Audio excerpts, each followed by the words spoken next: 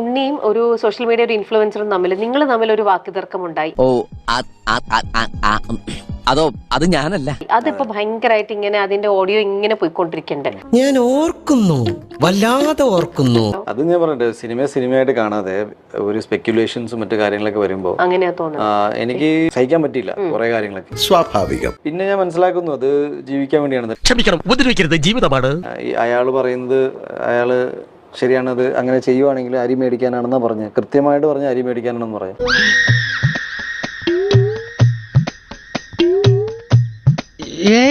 അങ്ങനെ ഒരാൾ പറയണേ ഞാൻ ജീവിക്കാൻ അന്നത്തിന് വേണ്ടിയാണ് ഞാനിത് ചെയ്യുന്നതെന്ന് പറയുമ്പോൾ പിന്നെ I think I have to respect that. Okay,